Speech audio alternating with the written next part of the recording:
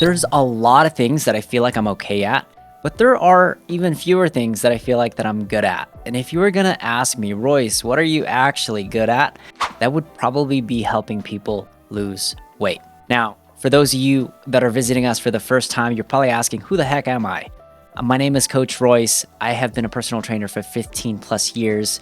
We have 2 gyms here in Las Vegas, and we've helped hundreds of people's lives through fitness. Now in this video, I'm not gonna give you every single thing that you'll need to be successful in your weight loss journey, but I'm gonna do my best to give you everything that I know, all of the lessons that I know, that if you are in the middle part of your journey, to keep going. If you have been procrastinating, maybe it'll get you to start, or maybe you're on the verge of quitting. And if I could prevent you from doing that, that would be amazing. So with that said, guys, let's dive into the first lesson. All right, lesson number 1 is if it's not working for 5 years, it's not worth doing for 5 months. Now, this is gonna make a lot of people mad, but for the most part, I see this happen a lot of times with the chronic yo-yo dieters.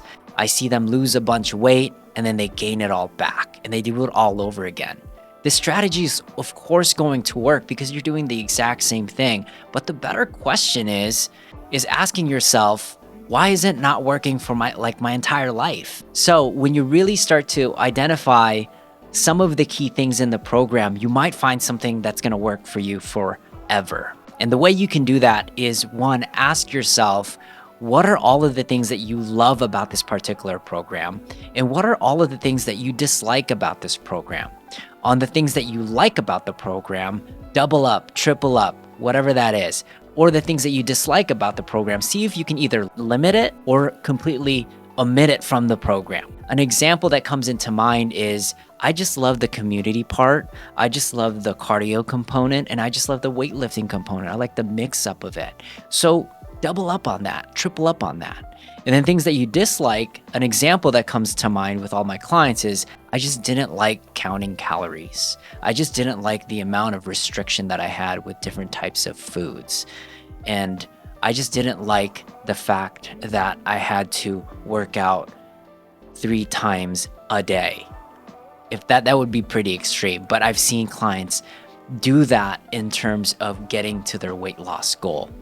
So if you are seeing yourself yo-yoing and you're losing all this weight and gain it back, I would highly suggest asking these questions, because if you can find something that's a little bit more sustainable for the long run, you will make progress, maybe a little slower at first, but it will last for a lifetime.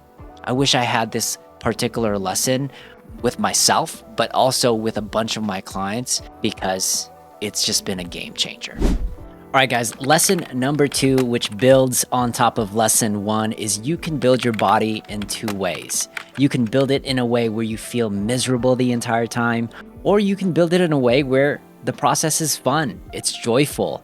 And to be pretty transparent, guys, I do both. I like things when it's miserable. I do love things when it's energizing and motivating. So it's important to know who you are as a human being. Do you want to feel joyful the entire time? Do you like being miserable at points? But at the end of the day, you want to do something that's energizing you. If it's draining your soul, it's not going to work. And I've done it in the past. And I still do it. I still have tendencies to do it now.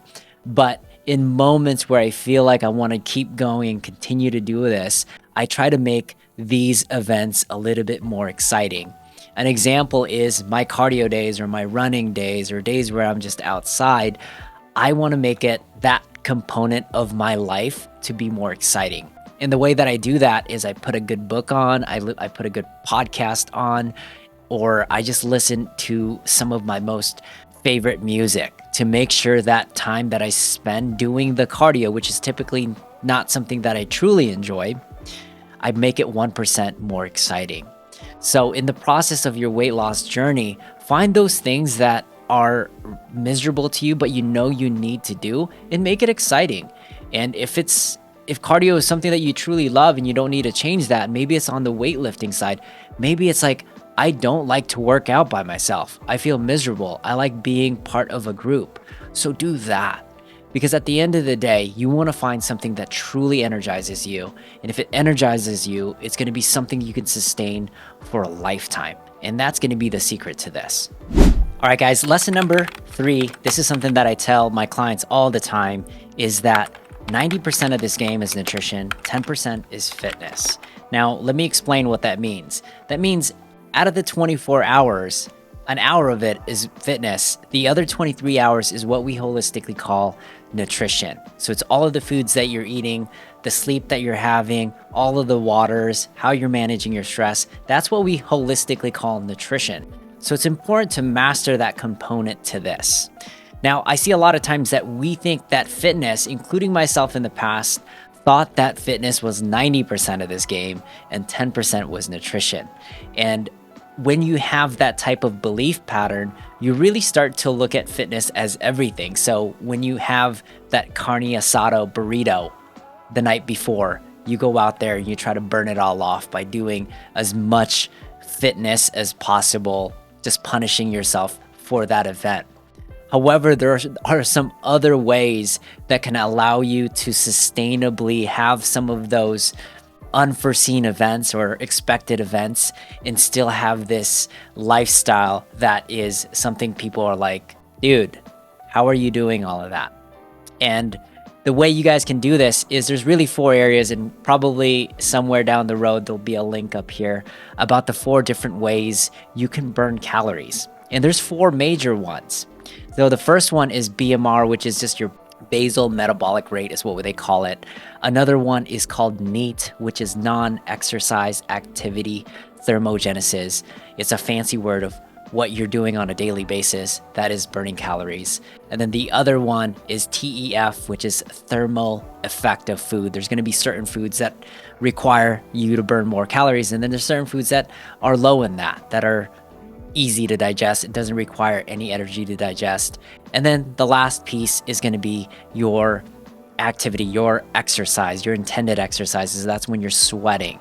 But here's what's really cool about this. Your BMR accounts for 60 to 70% of your caloric burn. The NEAT activity accounts for another 10 to 20%, maybe even 30% out of your day. And then your TEF is like it counts for 10 to maybe even 15% of your food intake. And then fitness is like 5%, maybe 10%. If you're really crazy and you're producing significant amounts of energy, it's a lot, but it's 5%. So the other 95%, you can drastically improve. There's this story in basketball, and I might be butchering the facts on this. Someone could probably comment on the facts on the details, but there was a coach named Pat Riley, and they got to the basketball championship only to lose like 10 to 20 points. And he was so devastated from that experience that he came to the locker room and he was just frustrated. He was like, guys, we got to get 20% better. And that was like his whole motto moving forward, but it really burned his athletes out. They were like, we all got to get 20% better. And he talked to Tony Robbins. He was like, I don't know what I'm doing wrong. We just got to get 20% better. And Tony Robbins was like, what if we just got 1% better in an area? What if this person got 1% less turnovers? What if this person had 1% increase in his free throw percentage, 1% increase in his rebound percentage? And if we started to stack those percentages up, it would start to accumulate. And over the course of a period, you start to win games. And once he really started to implement that 1% better in some certain key areas, the outcome of the playoffs changed, and he ended up winning a bunch of championships in the process. And it's the same principle here. There's that 5% where, yes, your activity is important. You might squeeze in another 1% there. But what if you can get 1% better in your metabolism, 1% better in your NEAT activity, 1% better in your thermal effect of food? So find those areas where you can do that, and then you can really drastically improve your ability to essentially burn calories throughout the day. So if you want to increase your basal metabolic rate, get better sleep, manage your stress. Consistency with exercise is what adds to that BMR too. Add more muscle, add more strength, add more skills. That will increase your metabolism over time because your body just gets more muscular and it just needs a little bit more food for it to sustain what it's meant to do. The other one is your need activity. How can I take my original day and just be more active? Maybe it's parking further from the furthest parking lot. Maybe it's, instead of watching my kid play, it's me playing with my son in the park, playing tag, throwing a ball, being a little bit more active. Instead of sitting down on a desk, maybe I'm standing up. Or maybe it's implementing more walks with my dog. So just making your day a little bit more active can make you 1% better. And then on the other side, the TEF side, right, the thermal effect of food side, maybe it's consuming foods that require more energy. So protein foods tend to have are high thermal type of foods. There's peppers, there's avocado, there's a bunch of other things on there. Type it on Google, you'll find it out. But instead of punishing yourself with just fitness, try implementing the other stuff too, and you will find success in your weight loss journey. Guys, lesson number 4 is when you start to master the scale, it's important to start mastering skills. In our previous lesson, we talked about that 90% of this game is nutrition, the other 10% is fitness. So once you start to understand the foundations of nutrition, initially you're gonna lose a bunch of weight. And then eventually it's gonna start to slow down and eventually stall. So it's important to start adding skill goals into your goal list, whether it's skills or strength. And the reason for this and why it's so important, and I'm going to tell you like I would tell my clients, is I want you to imagine some of the most prolific athletes in the world, the best athletes in the world. And ask yourself, how many of those athletes are actually fixated on the scale?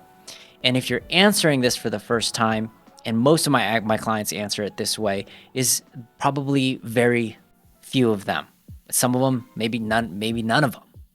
So it begs you to ask the second question, then what do they think about? What are they fixated on? And the natural answer for a lot of my clients is they're probably fixated on winning. Well, how do they win? Well, in order for them to win, they probably are fixated in their performance in so many different metrics. Maybe it's their strength, maybe it's their speed, maybe it's their injury prevention, whatever that may be, that's going to give them a competitive edge to win. So it's important that we start thinking that way because it's going to allow us to shift our weight even more, or maybe even start really begin that fat loss journey for us, or adding that muscle journey for us, which is a really cool concept. So if you find yourself stalling in your weight loss journey, start acquiring some skills, start really fixating on some strength.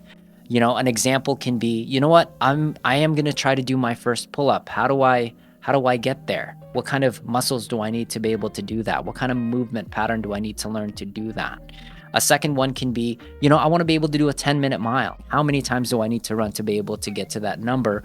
Or maybe it's, I want to be able to deadlift my body weight. So I'm going to start out really low and I'm going to slowly build up to a way where I can start building to my body weight. And when you start to apply this along with your weight loss goals, the weight loss starts to move more and more and more. So if you're not doing that already in your weight loss journey, I highly recommend adding another skill goal or strength goal along with it. All right, lesson number 5 is the scale is not your parents, so stop letting it tell you what to do. I mean, ask yourself, who is the most influential people in your life? Is it your mom? Is it your dad? Is it your spouse? Or is it the scale? It sounds silly, but a lot of times when we look at those 3 numbers, it tells us how to think, it tells us how to feel, to act, and eventually just controls our whole life. So my suggestion to you is to start building a relationship with the scale. And the way you can build a relationship with the scale is just like how you built a relationship with your loved one. At first, you started to spend time. So it's important to look at the scale once in a while, especially if you're beginning your weight loss journey, and then eventually start to understand what the scale means and what it's a part of, because it's not going to dictate your whole weight loss metrics. It's one out of many data points. It's like saying this person that I'm having a date with is just this one thing. But the scale has a multitude of things. And I think that's why it's so valuable to have a trainer or a coach or somebody else be able to navigate what that number means. Because if that number doesn't move, it could be a good thing, because that number didn't move and we counted how much calories you consumed and you've been doing it for a certain amount of time. Now that number is telling you, oh, this is how much I'm burning. This is how much we're consuming. This is great for maintenance. Now you could do one of two things. One, you can reduce the caloric input that you're taking in, or two, you can increase your activity through changing your metabolism again, eating higher TEF foods, increasing your NEAT activity, and that's how you can really start to elicit a deficit or a weight loss response. So don't just neglect the scale. Start it out slow. Start to understand, learn more about them, include them in the journey, learn deeper about that actual number, and then you'll start to really change the relationship with the scale, because it shouldn't be controlling every aspect of your life. Once you understand the scale, you'll start to really move the scale. All right, lesson number 6 is injuries are a gift, they're not a curse. And at some point in your journey, as you start to get stronger, you're acquiring new skills, your body is doing different things. At some point, it gets injured. And it's a pivotal moment because one of two things happen. One, athletes either retract and they get back to where they were, they gain all the weight back and they just stop all of what they're doing.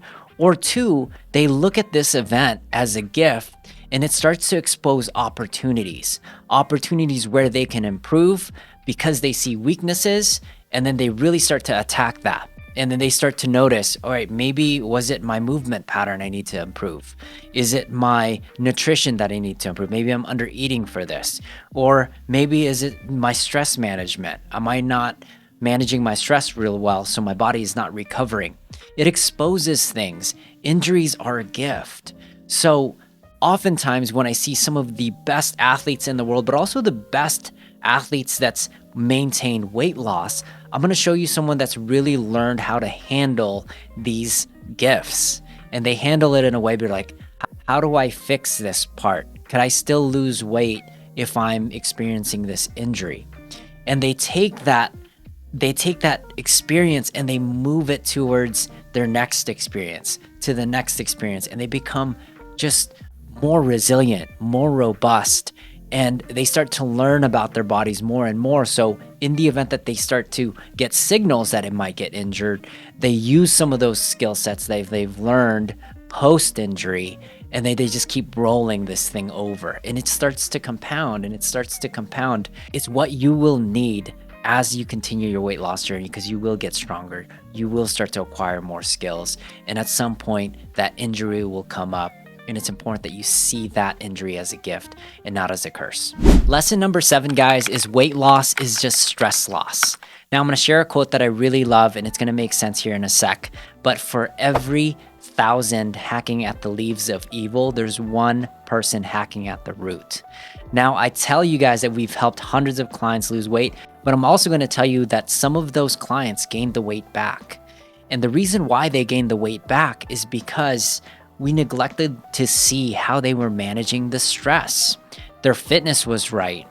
It was something that was energizing, something that was sustainable for them. Their nutrition was on point, and it was something that's easy to follow and also sustain. But what we neglected to see was how they were managing the stress. More specifically, the stress responses towards anxiety, depression, loneliness. Those were just some of the emotions that they were experiencing, but under those emotions, they started to overeat, or some of them didn't eat.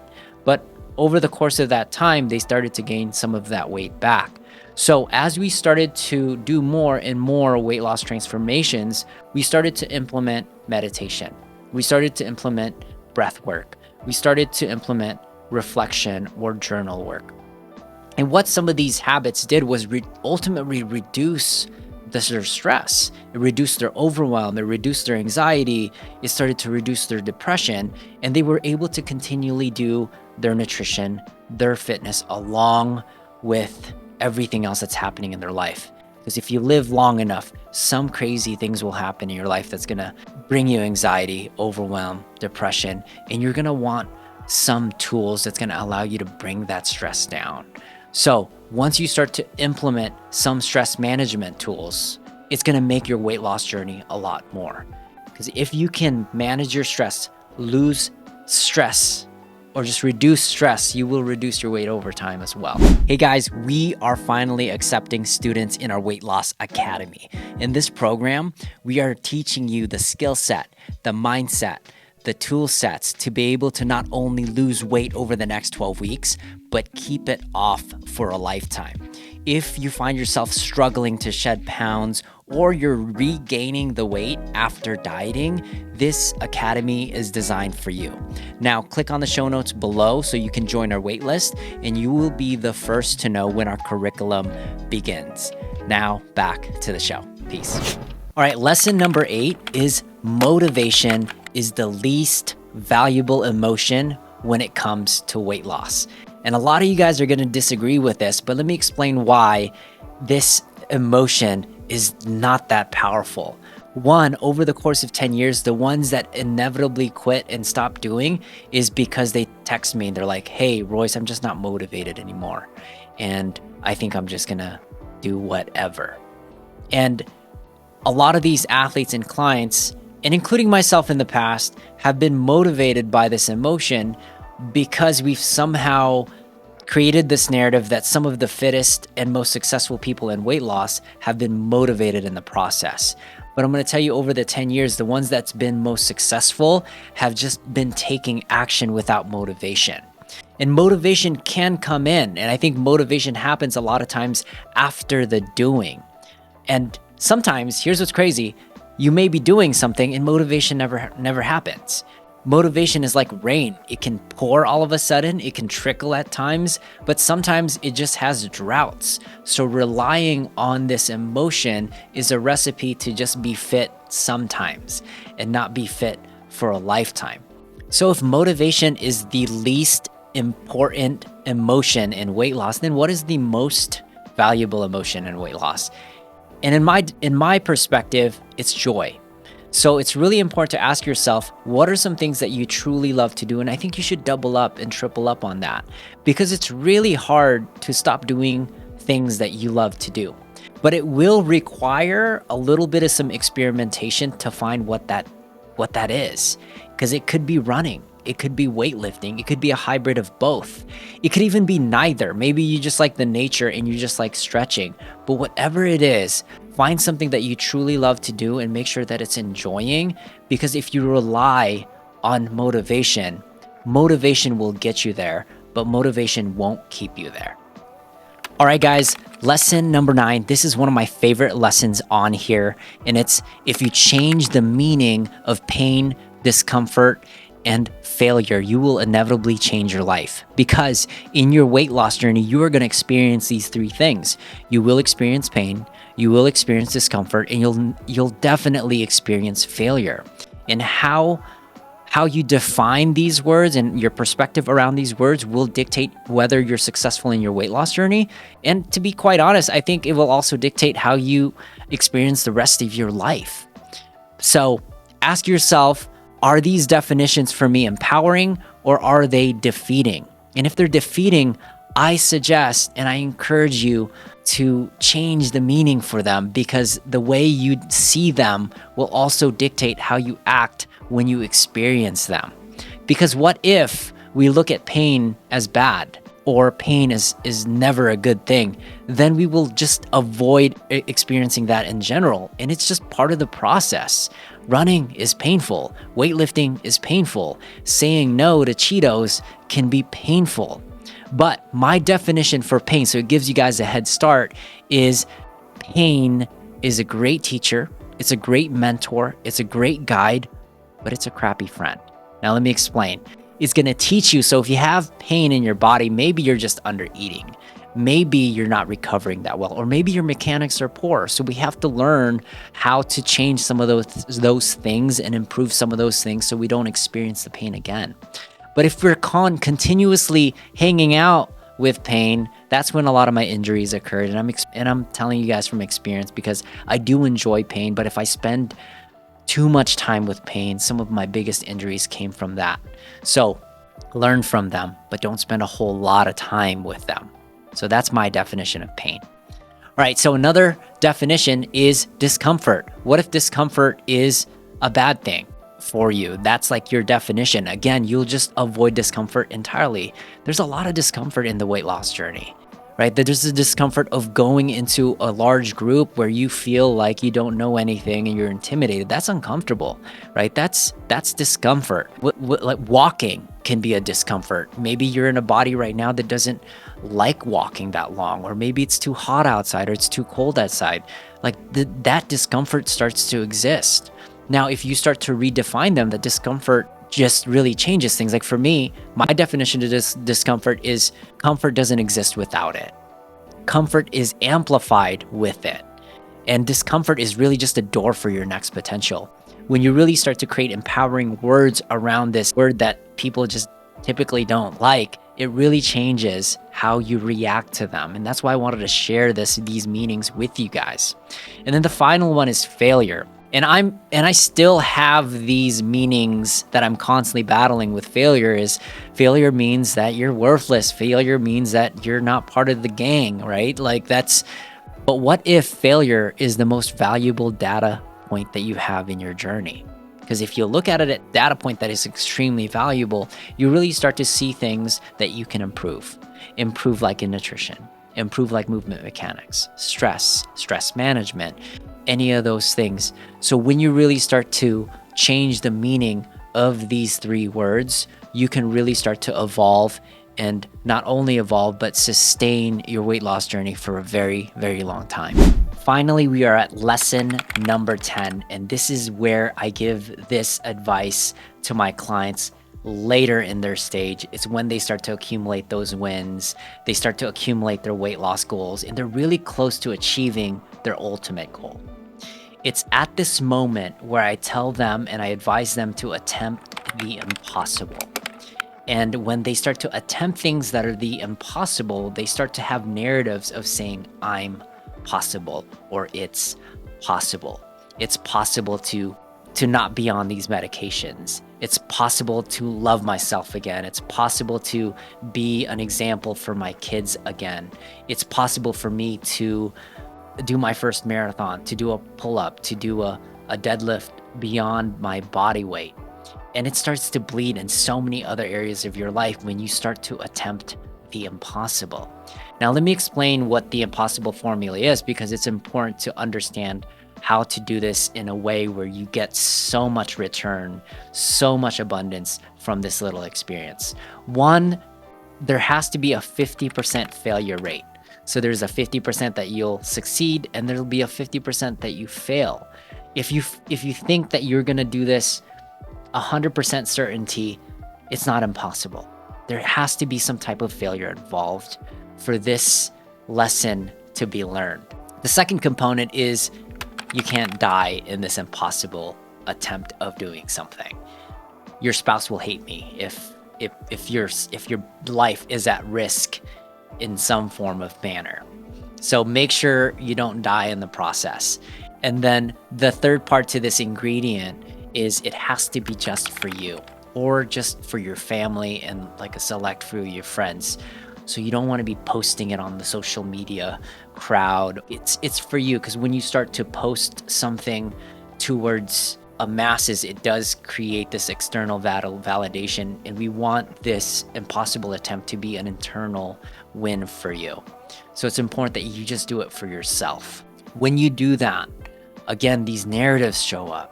How amazing is it when you accomplish something that you thought you would ever accomplish? It starts to bleed into other things. Like, I wonder what else is possible. Or the thing that you said that was impossible, you're like, no, it actually is possible. Do things, attempt things that are impossible, because you're worth it, and it's because you're possible.